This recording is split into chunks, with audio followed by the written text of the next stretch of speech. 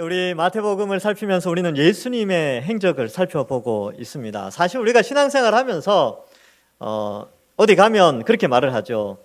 교회 왜 나갑니까? 그러면 우리는 예수님 믿고 나가죠. 예수님 믿습니다. 이런 말을 많이 합니다. 그래서 이 복음서를 살핀다는 것은 예수님이 어떤 분인가를 더 잘 알 수 있는 부분이지요. 여러분들 주일날 이렇게 이제 예배에 와서 이제 설교 말씀을 듣는데 이 설교 말씀 가운데 이 성경에서 우리에게 알려주는 것은 결국은 성부 하나님, 성자 하나님, 성령 하나님이 누구이신지를 1차적으로 알려주고 있는 것입니다. 그래서 우리가 믿는 대상, 믿음의 대상이 누구인지를 알아야 우리가 올바른 믿음을 잘 할 수 있지요. 그래서 우리가 예수님 믿는다라고 했을 때 어떤 예수님을 믿는가? 이게 참 중요한데 어떤 예수님인가를 잘 설명해 주는 것이 바로 이 복음서입니다. 그래서 앞에서 내용들을 살펴보면 그랬죠. 예수님께서 이제 갈릴리 지역에서 사역을 하시면서 하나님 나라가 이미 임한 것을 나타내시고 또 예수님만 있으면 모든 질병이 다 해결되어지고 모든 슬픔과 아픔들이 다 해결되어진다라는 것을 우리에게 가르쳐 주면서 지금 이 시대의 우리에게는 앞으로 예수님의 재림으로 말미암아 완성될 하나님 나라가 얼마나 살기 좋고 또 우리가 어떠한 몸으로 부활될 것인가 또 영생 복락이 무엇인가를 이 복음서를 통해서 미리 조금 맛보게 해주는 그런 내용들로 되어져 있습니다. 그런데 이 갈릴리 사역을 하시면서 이제 예루살렘으로 올라가시게 되는데 이 그리스도이신 예수님, 기름 부음 받은 자, 인류의 구원자로 이 땅에 오신 예수님께서 이 땅에 첫 번째 오시고 두 번째 오시는 날이 있는데 첫 번째 오신 목적에 대해서 이 복음서가 또한 잘 기록하고 있습니다. 첫 번째 오신 목적은요, 이스라엘이라는 하나님의 백성들을 불러 모으기 위함인데 이스라엘은 혈통적으로 형성되는 것이 아니라 예수님을 믿는 믿음으로 말미암아 이제 새 이스라엘이 형성되어지는 것이죠. 그 이스라엘 백성들이 하나님 나라의 백성이 되는 것입니다. 그래서 그 백성들을 불러 모으기 위해서 어떻게 하냐면 그 백성들이 하나님 백성이 되도록 예수님께서 하나님께서 택하신 인류의 그 죄의 형벌을 대신하기 위하여 이 땅에 오신 것이죠. 그 이야기를 드디어 어디에서 하셨냐면 가이사랴 빌립보에서 그 말씀을 하시게 됩니다. 그래서 가이사랴 빌립보 그러면 두 가지 생각하시라 그랬죠. 첫 번째는 이 베드로가 주는 그리스도시요 살아계신 하나님의 아들입니다라고 했던 이 신앙 고백, 그리고 그 고백 위에 교회를 세우겠다라고 예수님이 말씀하셨고요. 두 번째로는 그 가이사랴 빌립보에서 드디어 예수님께서 예루살렘에서 십자가에 달려 죽으시고 부활하실 것을 말씀하신 것입니다. 그래서 가이사랴 빌립보는 헬몬산의 이슬이 내려서 가이사랴 빌립보에서 폭포를 이루고 또 뭐 이렇게 호수를 이루어서 이제 갈릴리 바다로 물이 들어가고 그 갈릴리 바다의 물이 그 갈릴리 호수의 물이 요단강을 거쳐서 내려가면서 온 이스라엘의 생명을 살리는 그 일을 하는데 예수님께서 의도적으로 가이사랴 빌립보에서 이 신앙 고백과 십자가와 부활을 선포하심으로 그 복음의 내용이 이제 이스라엘로 퍼져가서 많은 사람들이 생명을 얻게 된다라는 것을 상징적으로 보여준다라는 것을 지난주에 살폈습니다. 그런데 예수님이요 그렇게 말씀하시고 나서 우리에게 하신 말씀이 있지요. 마태복음 16장 24절에 이에 예수께서 제자들에게 이르시되 누구든지 나를 따라오려거든 자기를 부인하고 자기 십자가를 지고 나를 따를 것이니라 이렇게 말씀하셨습니다. 우리가 예수님을 믿을 때 예수님 믿고 만사 형통하면 참 좋겠지만 그런 복 받는 내용도 있지만 예수님을 믿기 때문에 이 세속 사회의 가치관과 다름으로 인하여 우리가 이 성경적 가치관으로 살아감으로 말미암아 갈등이 유발되기도 하고요. 그로 말미암아 고난이 오게 됩니다. 뿐만 아니라 주의 몸된 교회를 섬길 때에도 수고하고 헌신하는 고난이 있기 때문에 우리 역시 예수님을 믿을 때에 십자가의 길을 걸어야 된다. 때로는 복음을 전파하기 위하여 목숨까지 걸었던 그 믿음의 선배들의 길을 또한 우리 또 걸어야 된다라는 것을 지난주까지 살펴보았습니다. 자, 이 예수님의 그 십자가를 이야기하지만 또한 그 예수님이 누구이신가? 그 예수님께서 왜 이 땅에 오셔서 그렇게 십자가를 지셨는가 이런 생각을 하게 되지만 오늘 17장에 와서는 바로 그 예수님이 우리를 위하여 십자가에 달려 죽으시는 그 예수님이 바로 하나님이시라는 것을 다시 한번 강조해주고 있습니다. 17장 1절에 보면 엿새 후에 이렇게 되어져 있죠. 여러분 성경을 좀 읽으시다 보면 누가복음에 가서는 8일 후에 이렇게 돼 있어요. 그래서 마태와 마가는 6일 후라고 돼 있고 이 누가복음은 8일 후에라고 돼 있는데 이 날짜의 차이에 대해서 명확하게 설명하기는 좀 어렵습니다. 그래서 이걸 명확하게 풀어낸 건 없고요. 뭐 여러 가지 뭐 주의를 겹치고 뭐 이런 의미가 뭐 있었기 때문에 이렇게 해석을 하는 부분도 있는데 아직까지 명확한 차이는 모르겠습니다. 그러나 이것 때문에 뒤에 나오는 이게 본문의 본질적인 내용들을 놓치면 안 되겠죠. 이런 차이가 있구나.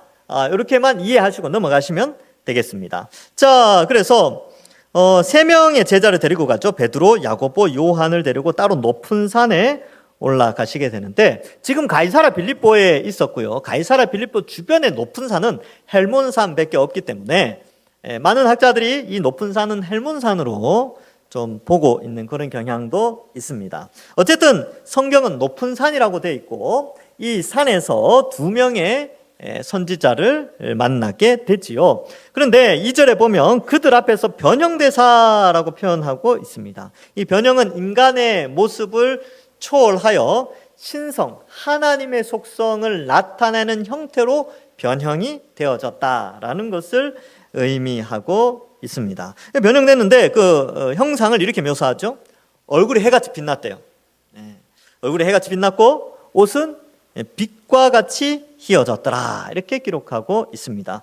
마가와 누가에서는 이 옷을 마가복음에서는 세상에서 빨래하는 자가 그렇게 희게 할 수 없다라는 부연 설명도 하고 있고요. 누가복음에서는 기도하실 때 이렇게 표현하고 있어요. 높은 산에서 누가복음에서는 특별히 기도하기 위하여서 제자들을 데리고 갔는데 그때에 기도하실 때 용모가 변화되어 그 옷이 희게 광채를 발했다 이렇게 표현하고 있습니다. 여러분 옷이 희게 또 광채를 발하였다라는 것은 신성 즉 하나님 되심을 묘사하는 부분입니다.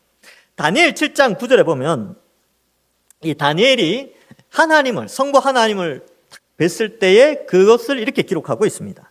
내가 보니 왕좌가 놓이고 옛적부터 항상 계시니가 좌정하셨는데 그 옷은 희기가 눈 같고 그 머리털은 깨끗한 양의 털 같고 그의 보좌는 불꽃이요 그의 바퀴는 타오르는 불이며 이렇게 기록하면서 이 보좌에 앉으신 옛적부터 항상 계신 이에 대한 묘사를 흰옷 이 희기가 눈 같고 이런 표현을 쓰고 있지요.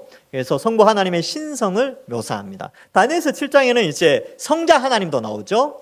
인자와 같은 이가 구름을 타고 오셔서 이런 표현이 있는데 거기에는 성자 예수님을 표현하고 성부 하나님에 대해서는 그 옷이 희기가 광채를 흰 옷을 입고 계시다는 것을 묘사합니다. 그러니까 여기에서 예수님의 옷에 흰 빛이 나는 것은 신성 하나님의 속성을 나타낸다라는 것을 우리에게 보여줍니다. 그래서 하나님은 성부 하나님과 성자 하나님이신 예수님과 성령 하나님이 계시죠. 이 외에는 다른 신이 없습니다. 그래서 성부 성자 성령 하나님은 한 분 하나님 유일한 하나님이시죠. 그래서 삼위일체 이렇게 표현을 하고 있습니다. 자, 근데 3절에 보니까 그때의 모세와 엘리야가 예수와 더불어 말하는 것을 그들에게 보이거늘 이렇게 되어져 있죠. 그런데 구약에 보면 수많은 위인들이 나옵니다. 아브라함도 있고, 이삭도 있고, 야곱도 있죠.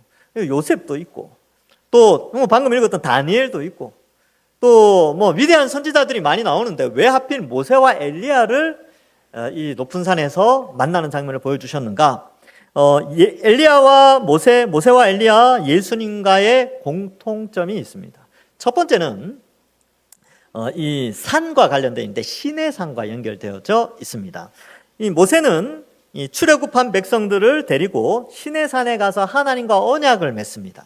근데 그 시내산에서 하나님은 주권자로서 입법을 나타내시죠. 그래서 율법을 선포하게 되는데 그 통로가 바로 이 모세를 통하여서 이 법을 선포하게 하십니다. 그래서 시내산이라는 관점에서 이 모세가 이 시내산에서 하나님과 언약을 그의 백성과 함께 맺는 그런 의미가 있고요.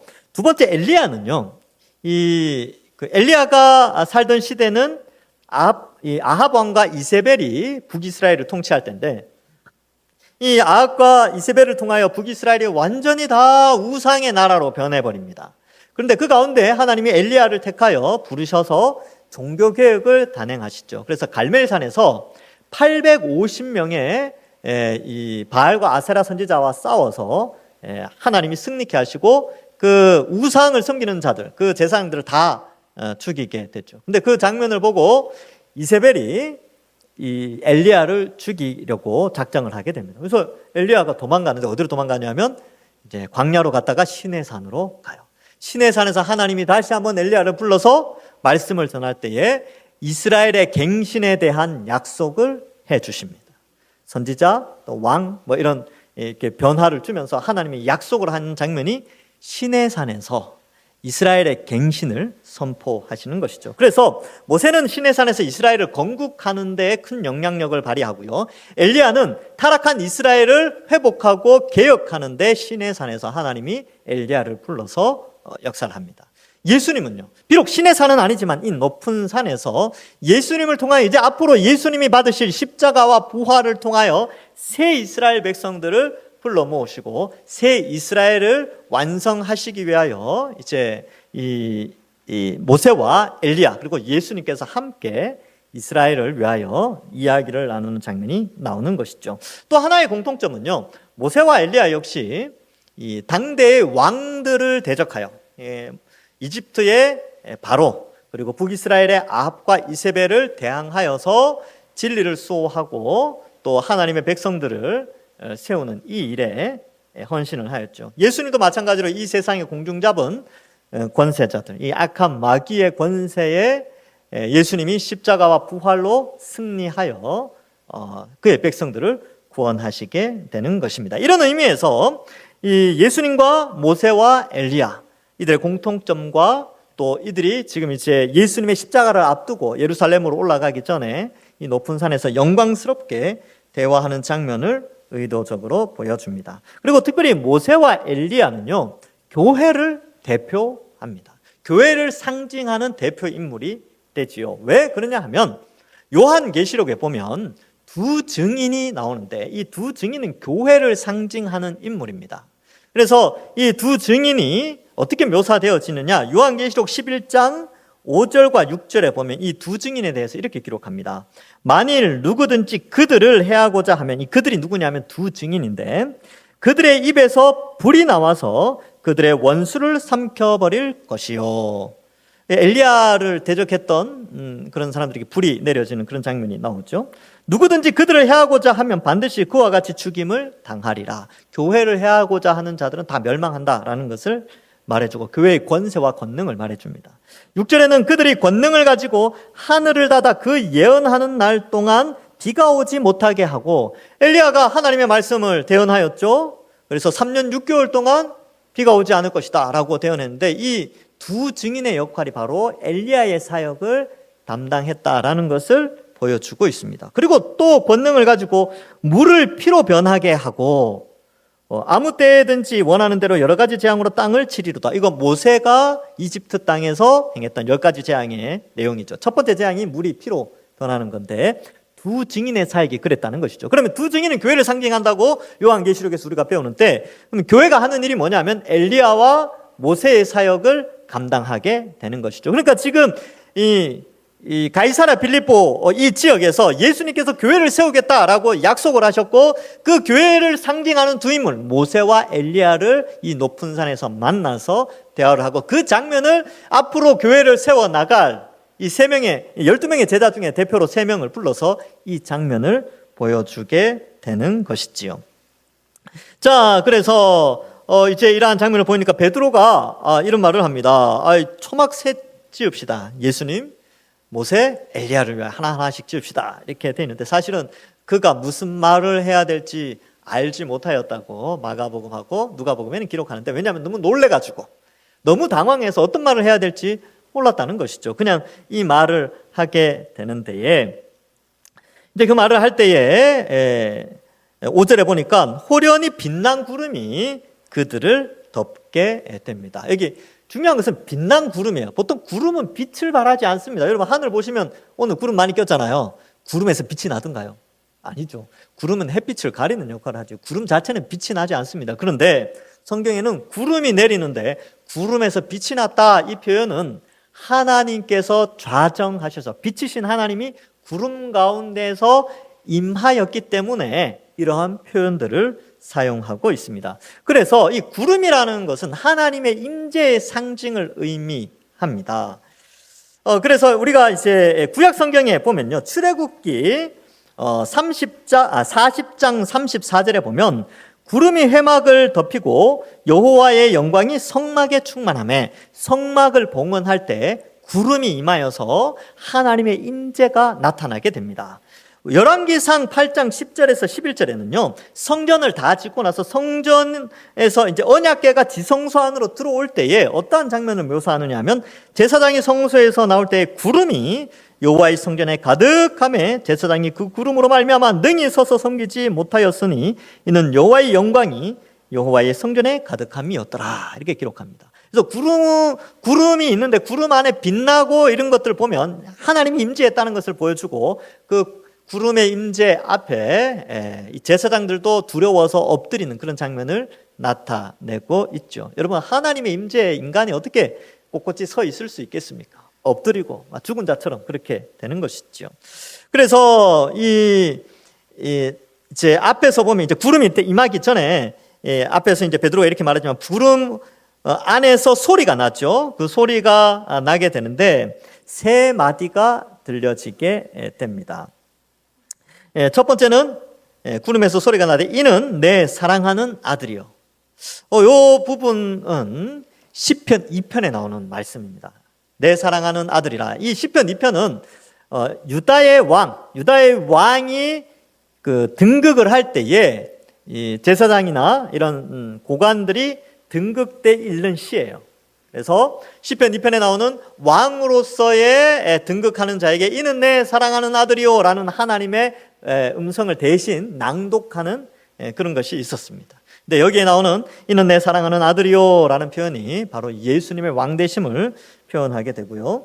그 다음에 내 기뻐하는 자니라고 되어 있는데 마태복음에만 나옵니다. 내 기뻐하는 자니라고 되어 있는데 이것은 이사야 42장에 나오는 그리스도에 대한 묘사, 이사야가 하나님의 그 계시를 보고 그리스도를 묘사할 때 하나님의 기뻐하는 자로 묘사하고 있는 것입니다. 그리고 이 두 마디 내 사랑하는 아들이요 내 기뻐하는 자니라는 말은 앞에서 한번 나왔습니다. 어디서 나왔냐 하면 예수님께서 세례 요한에게 세례 받으실 때 성령이 비둘기같이 임하시고 하늘로부터 음성이 들렸죠. 그 음성의 내용이 이렇습니다. 마태복음 3장 17절에 하늘로부터 소리가 있어 말씀하시되 이는 내 사랑하는 아들이요 내 기뻐하는 자라 하시니라, 이렇게 나왔다는 것이죠. 자, 그래서 이 두 마디에 대해서 이제 설명을 드렸고, 마지막 세 번째 마디 너희는 그의 말을 들으라, 이 말도 구약 성경을 암시하고 있습니다. 구약 성경 신명기 18장 15절에 보면 모세의 예언이 나오는데 내 하나님 여호와께서 너희 가운데 내 형제 중에서 너를 위하여 나와 같은 선지자 하나를 일으키시리니 너희는 그의 말을 들을지니라, 이렇게 되어 있죠. 너희는 그의 말을 들어야 된다. 그래서 이 모세와 같은 선지자, 나와 같은 선지자라고 되어 있는데 모세와 같은 선지자가 어떤 선지자냐면 이스라엘을 건국하는 선지자예요. 근데 예수님은 오셔서 새 이스라엘, 혈통적 유대인이 아닌, 혈통적 야곱의 12아들이 아닌 예수 그리스도를 믿는 믿음으로써 새 이스라엘을 형성하기 때문에 바로 그 앞으로 올 그리스도, 그는 새 이스라엘을 건국할 선지자라는 개념이 그리스도 사상 안에 있습니다.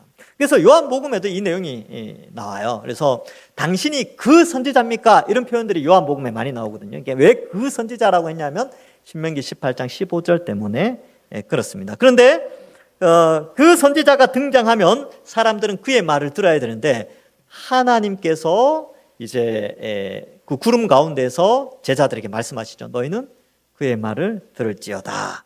이 말은 결국 예수님께서 구약에 예언된 그리스도이심을 성부 하나님께서 구름 가운데서 선포하시는 내용입니다. 그런데 6절에 보니까 제자들이 듣고 엎드려 심히 두려워하죠. 여러분, 하나님의 음성을 듣고 하나님을 만난 사람들은 동일하게 다 두려워 떨고 엎드러지게 됩니다. 그래서 이 하나님을 만난 사람들의 반응을 오늘 한번 살펴보겠습니다. 이 제자들은 지금 어때요? 두려워서 엎드렸죠. 하나님을 만난 사람, 하나님의 음성을 들은 사람들은 그런 가운데 있는데, 이 이사야 6장 5절에도 이 내용이 나옵니다. 이사야 6장 5절에 보면 그때 내가 말하되 화로다 나여 망하게 되었도다. 나는 입술이 부정한 사람이요 나는 입술이 부정한 백성 중에 거주하면서 만군의 여호와이신 왕을 배웠음이로다 하였더라. 이사야가 천상을 보게 됩니다. 전상에서 이제 성부, 성자, 성령 하나님이 막 회의를 해요. 누가 우리를 위해서 갈고 막 뭐 그런 내용이 나와요. 근데 이제 그런 천상의 회의를 이 이사야가 그걸 보면서 화로다 나여 망하게 되었도다 이 표현을 쓰는 거죠. 왜냐하면 자신의 죄됨을 하나님 앞에서 죄인은 설 수 없으니까 그 하나님의 그 임재와 그 하나님의 존재를 확인하는 순간 인간은 두려워 떨며 스스로 망하게 되었구나라고 엎드릴 수밖에 없는 그런 존재임을 말해주고 있습니다. 다니엘서 10장 8절과 9절에도 다니엘이 예수님을 만났을 때, 영광스러운 예수님을 만났을 때 이렇게 반응합니다. 그러므로 나만 홀로 있어서 이 큰 환상을 볼 때에 내 몸에 힘이 빠졌고 나의 아름다운 빛이 변하여 썩은 듯 하였고 나의 힘이 다 없어졌으나 내가 그의 음성을 들었는데 그의 음성을 들을 때에 내가 얼굴을 땅에 대고 깊이 잠들었느니라. 이렇게 묘사하고 있습니다. 그래서 인간이 하나님을 만나면 꼿꼿이 서 있을 수가 없어요. 두려워 떨며 엎드리고 회개할 수밖에 없죠. 누가복음 5장 8절에 시몬 베드로가 예수님 처음 만났을 때 이런 표현을 쓰죠. 시몬 베드로가 이를 보고 예수의 무릎 아래 엎드려 이르되 주여 나를 떠나소서 나는 죄인이로소이다. 예수님이 그물 저기 던져 해서 물고기 많이 잡히니까 배에서 내려서 베드로가 그렇게 고백합니다. 주님인 줄 알고 하나님인 줄 알고 두려워 나를 떠나소서 나는 죄인입니다. 요한계시록 1장 17절에 사도 요한이 부활하신 예수님이 영광 가운데 반모섬에 나타났을 때에 그의 반응도 이렇습니다. 내가 볼 때에 그의 발 앞에 엎드려져서 죽은 자 같이 되매 그가 오른손을 내게 얹고 이르되 두려워하지 말라 나는 처음이요 마지막이니 이렇게 되죠. 죽은 자 같이 되었습니다. 오늘날 많은 사람들이 예수님을 봤다. 내가 그 환상 가운데 꿈에서 예수님 봤다. 예수님을 이렇게 하셨다. 나에게 너무나 다정하게 다가오셨고 또 마트에 갔더니만 예수님이 음성을 들려주시면서 왼쪽에 있는 면도기를 골라라 이렇게 말씀하셨다. 뭐 이렇게 막 하면서 예수님이 늘 함께 하시면 늘 본다는 거예요. 근데 어떻게 그럴 수가 있냐는 거죠. 어떻게. 인간은 신을 만나면 가만히 뭐 엎드려서 부들부들 떨 수밖에 없는데 어떻게 따뜻하게 그리고 이렇게 부드럽게 음성을 들으시고 나를 감싸주시고 물론 이제 말씀을 통하여 우리가 십자가를 바라보면서 나에게 베풀어 주신 그 은혜에 대해서 이렇게 표현은 할 수 있죠. 근데 그걸 실제처럼 마치 봤다라고 하면서 환상을 봤다, 뭘 봤다라고 하면서 그렇게 말하는 것은 글쎄요, 그건 성경적이지 않은 것 같아요. 정말로 봤다면 인간은 두려워서 벌벌 떨 수밖에 없습니다. 보통 인간의 반응이 그렇죠. 여러분들은 어땠습니까? 여러분들이 말씀을 통하여서 우리 속에 성령이 임재하여 말씀을 통하여 말씀을 깨닫고 성령이 우리 속에 있다는 사실을 깨달았을 때 여러분들의 반응이 어땠습니까? 첫 번째, 두려웠죠. 벌벌 떨지 않았습니까? 그리고 어떻게 했습니까? 회개했지 않습니까? 아, 그렇군요. 나는 죄인이군요. 내가 이 죄된 모습으로 하나님 앞에 설 수 없고 내가 이 죄로 말미암아 영원한 지옥 형벌을 받을 수밖에 없는 존재였는데 말씀을 보니까 그 죄의 형벌을 대신하여 예수님이 십자가에 달려 죽으신 것을 깨닫고 믿게 되면서 하나님 앞에 엎드려 기도하게 되는 것이죠. 두려움에 떨면서 회개를 하게 되죠. 나를 용서해 달라고. 그것이 바로 하나님을 만난 자의 모습이죠. 성경을 통하여 하나님을 만나고 성령이 우리 속에 임재하여 우리에게 반응케 하는 그 은혜의 역사가 바로 엎드려지고 또 두려워 떠는 것이죠. 그렇게 예수님을 믿고 구원받은 자는 회개하고 성령의 인도함을 받아 말씀을 통하여 또 인도함을 받는 그런 삶을 살아가게 됩니다. 그러니까 항상 성경 읽을 때마다 두려워하고 그런 게 아니라 처음 예수님을 만난 사람들의 모습은 그렇다는 거예요. 정말로 예수님을 만났다라고 표현할 때는, 말씀을 통하여 만났다라고 할 때는 그러한 경험을 우리가 가지게 되는 것이죠. 두려워요.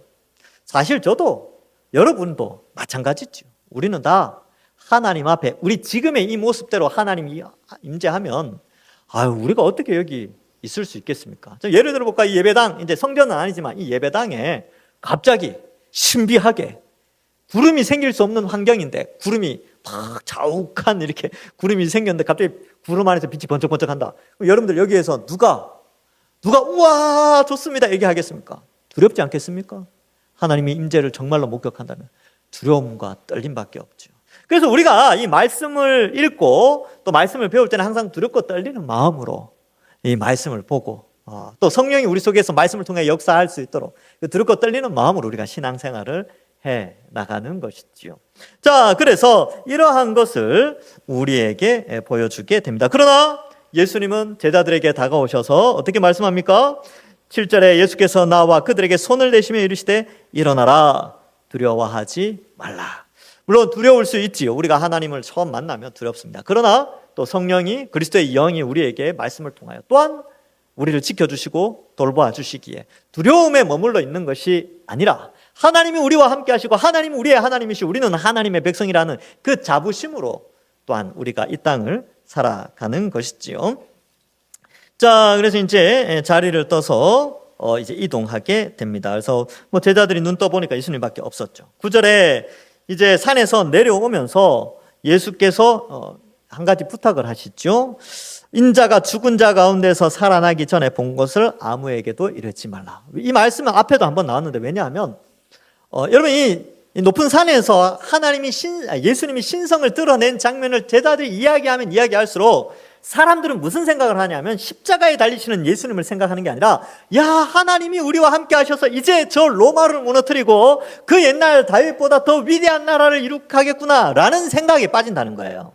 그러니까 죽었다가 부활하기 전까지는 이 장면을, 이 본 것들을 이야기하지 말라. 잘못하면 메시아에 대한 처음 오신 그리스도의 사역에 대한 왜곡이 있을 수 있기 때문에 예수님께서 제자들에게 금하게 되는 것입니다. 그래서 이제 제자들이 묻죠. 어찌하여 서기관들이 엘리야가 먼저 와야 한다라고 말합니까? 이렇게 표현을 하게 됩니다. 이 질문이 왜 나왔냐 하면요, 구약 성경에 보면 여호와의 큰 날, 즉 메시아가 오시는 날이 여호와의 날, 하나님의 큰 날인데 그 전에 엘리야가 오겠다라고 예언이 되어져 있습니다. 말라기 4장 5절에 보면 보라, 여호와의 크고 두려운 날이 이르기 전에 내가 선지자 엘리야를 너희에게 보내리니 라고 기록되어 있다는 것이죠. 그래서 선지자 엘리야가 와서 하는 일이 뭐냐면 상한 하나님의 백성들의 마음을 아버지께로 돌린다는 거예요. 그래서 메시아 그리스도를 맞이하기에 합당한 마음밭으로 그들을 바꾸는 사역을 이 엘리야가 감당하게 되는데, 제자들이 묻는 거죠. 아니 엘리야 온다 그랬는데 엘리야 언제 옵니까? 이렇게 질문을 하게 됩니다. 근데 사실 이 질문에 대해서 앞에서 한번 예수님이 말씀하셨어요. 마태복음 11장 14절에 만일 너희가 즐겨받을진대 오리라 한 엘리야가 곧 이 사람이니라 라고 하면서 세례 요한을 지목하여서 말해주게 됩니다. 근데 이제 제자들이 아직 명확하게 다 이해를 못한 것이지요. 그런데 중요한 것은 엘리야의 사역이 아니지요. 사실은 바로 그리스도의 사역이 더 중요합니다.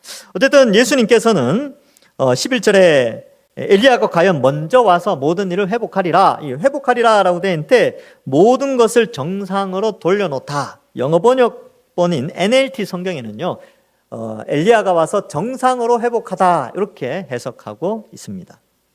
그래서 이미 왔을 때 사람들이 알지 못하였다. 마태복음 17장 12절에 바로 말씀하시죠. 엘리야가 과연 먼저 왔고요, 또 엘리야가 이미 왔을 때 사람들이 알지 못했다. 임의로 대우했다. 임의로 어떻게 대우했습니까?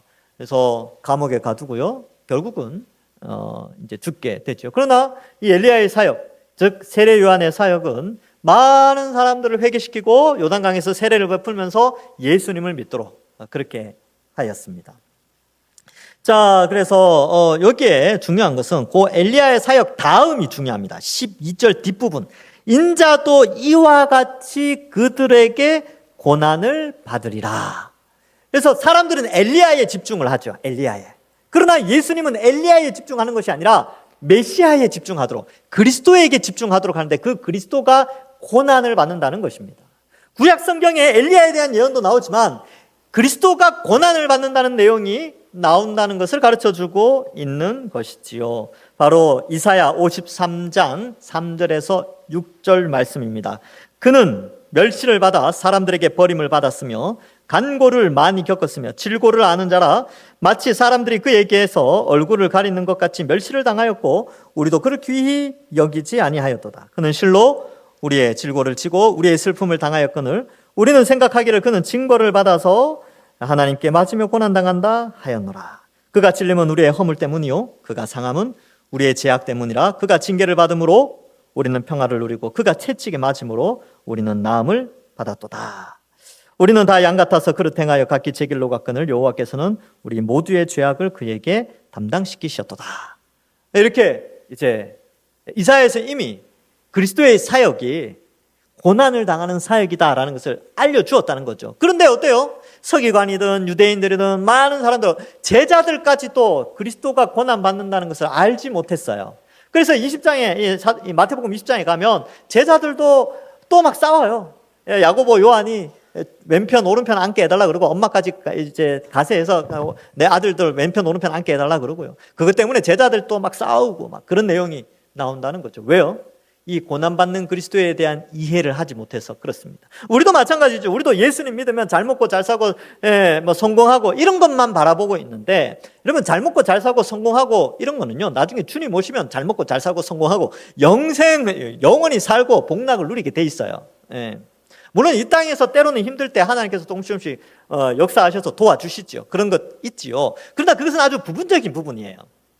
우리가 또 하나의 지난주에도 말씀드렸다시피 동전의 양면성처럼 하나님이 이 땅을 살아가면서 우리에게 주시는 축복도 있지만 또한 우리가 그리스도와 연합되었기 때문에 그리스도께서 걸어가신 십자가의 길을 우리도 함께 걸어가야 됩니다. 예수님 믿는 것 때문에 이 세상의 가치관과 달라서 다툼이 있고 갈등이 있고 고난이 있는 것이죠. 이 세상 속에서 살아갈 때. 또 주의 몸된 교회를 섬길 때도 힘들고 지치고 어렵고 고난 가운데 무시당할 때도 있고 그렇다는 것입니다. 그래서 이것이 바로 신앙의 본질적인 모습인데, 많은 사람들이 여기에 나오는 제자들처럼 오해를 하고 있어요. 예수 믿으면 다 잘된다, 만사형통된다 이렇게 생각하는데, 때로는 고난받는 것도 어쩌면 형통의 길일 수 있습니다. 어떤 사람은 이제 고난 때문에 더 하나님 찾고 예수님 믿고 그런 분들도 있으니까요.